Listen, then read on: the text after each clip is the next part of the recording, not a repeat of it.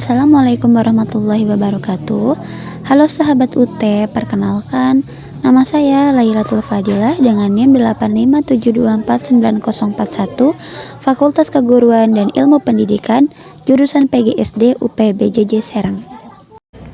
Tujuan dibuatnya video ini adalah untuk melengkapi tugas mata kuliah penanganan anak berkebutuhan khusus. Baik Ibu, perkenalkan saya Lailatul Fadilah, mahasiswi UT Serang, Fakultas Keguruan dan Ilmu Pendidikan, jurusan PGSD. Pada kesempatan kali ini saya akan melakukan konservasi untuk mata kuliah penanganan anak berkebutuhan khusus. Saya izin bertanya dulu kepada Ibu, apakah di kelas Ibu mengajar ini ada anak yang berkebutuhan khusus seperti hambatan pendengaran, penglihatan, atau hambatan yang lainnya? Sebenarnya saya juga belum bisa mengatakan apakah dia termasuk anak yang ABK atau tidak, karena kalau dilihat dari kesehariannya tidak terlalu parah seperti ABK pada umumnya sih. Berarti masih ringan ya Bu ya? Iya. Kalau boleh tahu atas nama siapa sih anak tersebut? Kebetulan di kelas saya ada siswa yang bernama Muhammad Akhtar. Dipanggilnya Akhtar ya? Akhtar. Oke, untuk itu apakah Ibu berkenan jika saya melakukan wawancara singkat mengenai salah satu siswa Ibu yang tadi yang memiliki kelainan pada siswa seusianya? Baik, silahkan saya jawab sepengetahuan saya. Baik. Untuk yang pertama Ibu, bagaimana kemampuan anak dalam merespon suara di sekitarnya? Kira-kira seperti apa? Kalau merespon suara, menurut saya dia tuh memang kadang harus dengan sayanya harus agak keras gitu. Kadang kalau misalnya anak-anak yang lain ya, anak-anak yang normal pada umumnya, ketika perhatikan ke depannya gitu, nah langsung kan mereka gitu merespon suara saya gitu. Tapi si anak ini kadang masih tatapannya masih tidak tertuju kepada saya.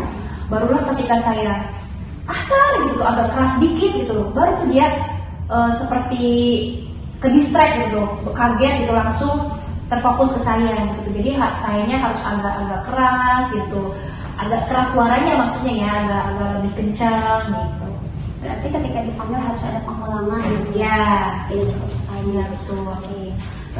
Lalu bagaimana kemampuan bahasa lisan anak saat ini dan juga sejauh mana anak itu mampu memahami instruksi yang diberikan oleh ibu atau guru yang lainnya? Bahasanya mungkin agak kadang saya juga sulit paham ketika dia ditanya. Misalkan kayak waktu itu pernah contohnya saya tanya alamat, setiap anak di kelas saya itu saya tanyain alamat satu-satu. Nah, anak-anak yang lain yang menjawab, oh alamat saya di sini Bu, alamat saya di sini. Nah, ketika anak ini saya tanya terakhir, pas ditanya jawabannya saya kurang memahami. Gitu tuh kan. Iya, maksudnya rumah kamu di mana? Di situ, di sana, kata gitu tuh jawabannya gitu. Jadi mungkin dia juga dari segi bahasa pemahaman atau bahasanya kurang gitu tuh, dan mungkin instruksi sayanya juga harus lebih rinci gitu tuh dibandingkan dengan anak-anak yang lain. Untuk selanjutnya, apakah si anak itu melakukan kontak mata saat berkomunikasi dan juga apakah komunikasi anak tersebut itu dapat dipahami oleh guru dan juga teman-teman sebayanya? Kontak mata, nah ini justru yang sering terjadi nih. Kadang kalau misalkan lagi nulis atau saya lagi menjelaskan, terfokus dia itu bukan ke saya. Entah itu dia lagi ngeliatin jendela kelas, atau kadang anak-anak kan bawa tablet ya, dia melihat tabletnya, nah gitu tuh. Nah justru kadang kalau saya kan kadang nggak selalu terfokus ke dia, kadang temen-temennya gitu tuh, ketika saya ngejelasin temen-temennya yang laporan, Bu, ini akan lagi ngobrol sama tablernya, katanya kayak gitu, kayak ngomong sendiri gitu, seperti itu sih. Jadi kadang ya kontak matanya tuh nggak tertuju kepada guru yang sedang menjelaskan. Baru ketika ini lagi suara saya dikerasin lagi, baru dia terfokus lagi. Tapi kadang beberapa menit kemudian gagal fokus lagi gitu tuh, seperti itu. Begitupun dengan teman sebayanya. Ya betul. Waktu awal-awal ketika saya megang dia itu dia jarang main sama teman-temannya, karena mungkin kalau ngeliat teman-temannya lari gitu tuh di kelas kan, kadang kalau misalkan anak-anak sudah selesai pembelajaran, sudah tugas, anak-anak main gitu kan, lari atau apa gitu tuh. Nah dia tuh yang dari teman-temannya tuh ngeliatin aja, mungkin dia pengen ikut gitu tuh, cuma entah karena interaksinya kurang atau gimana gitu tuh, ya kadang hanya ngeliatin, tapi dia ketika teman-temannya ketawa gitu kayak seneng nih gitu tuh, ikut ketawa gitu tuh, ketika ngeliat anak-anaknya jatuh ikut ketawain juga gitu, sebetulnya paham mungkin ya gitu tuh, cuman dia juga mungkin entah ingin ikut bermain cuman sulit untuk mengutarakannya atau seperti apa, tapi semakin kesini sih sudah bergabung dengan teman-teman yang lain, sudah bermain, ikut berlari-larian di kelas gitu, sudah ada perkembangan lah kalau dari segi interaksi dengan teman sebayanya. Berarti interaksi dengan teman sebaya cukup baik Ya. Dan selanjutnya, bagaimana tingkat perhatian si anak tersebut terhadap proses pembelajaran? Tingkat perhatiannya tentunya kurang daripada teman-temannya yang lain gitu. Jadi segala, kalau misalkan pembelajaran itu ya pokoknya kalau sama dia saya harus ada pengulangan gitu tuh. Kalau teman-teman yang lain ketika sudah dijelaskan, sudah tahu caranya kayak gini gitu tuh, paham langsung dikerjakan. Tapi ketika kalau sama dia saya harus ada pengulangan, saya ya ajarin pelan-pelan gitu. Harus ada metode khusus Ya gitu betul. Kemudian kira-kira apa kendala terbesar yang dialami saat proses pembelajaran, dan juga kira-kira apa strategi khusus yang Ibu laksanakan ketika mengajar si anak ini dalam proses pembelajaran tersebut? Kendala terbesarnya yang mungkin ini aja kali ya, apa sih, membagi waktunya, karena kan saya juga nggak mungkin hanya memperhatikan satu siswa aja, siswa yang lain juga tentunya yang memiliki kemampuan normal juga kan kadang ada yang memang pemahamannya kurang, tentu harus saya perhatikan juga. Mungkin membagi waktunya aja, ini harus mengajarkan dia tuh pada waktu-waktu tertentu, seperti itu sih gitu tuh. Terus mungkin ya harus apa ya, lebih banyak berinteraksi mungkin ya, supaya kita mudah memahami apa yang dia maksud gitu, yang dia pengenin gitu tuh kan. Kadang kita juga nggak ngerti nih bahasa dia gitu, mungkin harus lebih sering berinteraksi gitu tuh.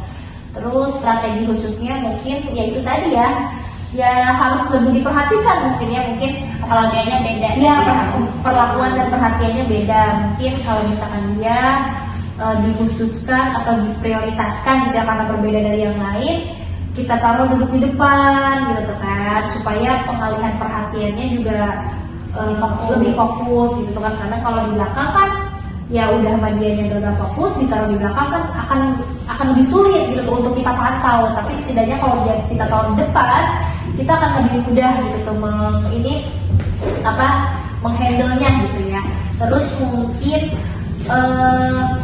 tadi duduk di depan, terus strategi lainnya mungkin metode pembelajarannya ya. Maksudnya kalau misalkan anak-anak lain kan ya udah ketika kita jelaskan paham, langsung melakukan instruksi yang kita suruh kita berikan. Tapi kalau dia mungkin kita ajarin pelan-pelan. Misalnya buka halaman 95. Nah, kita lihatin dulu nih, dia membuka halaman 95 atau tidak. Nah, sampai dia melakukan apa yang kita instruksikan. Nah, barulah ketika memang dia sudah melakukan instruksi itu, baru kita lanjutkan instruksi selanjutnya. Jadi jangan langsung buka halaman 95, kerjakan dari nomor 1 sampai 5. Jadi jangan langsung seperti itu. Jadi pelan-pelan ketika menginstruksikan sesuatu, lalu dijelaskan sedetail mungkin dengan bahasa yang mudah dia pahami gitu tuh. Jadi ya intinya harus sabar kitanya, pelan-pelan gitu tuh. Itu sih mungkin strategi khususnya, atau mungkin ya lebih sering diajak ngobrol aja gitu tuh,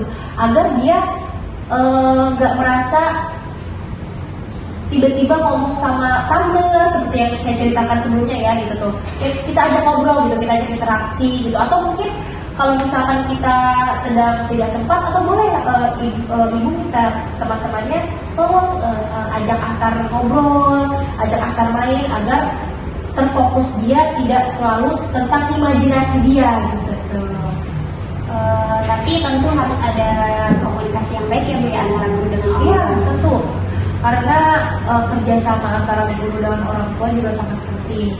Tanpa support dari orang tua, kita sebagai guru akan kurang maksimal, karena bagaimanapun guru hanya mengajar di sekolah, tetapi kalau orang tua hampir mereka kan waktunya lama gitu kalau di rumah gitu, seperti itu.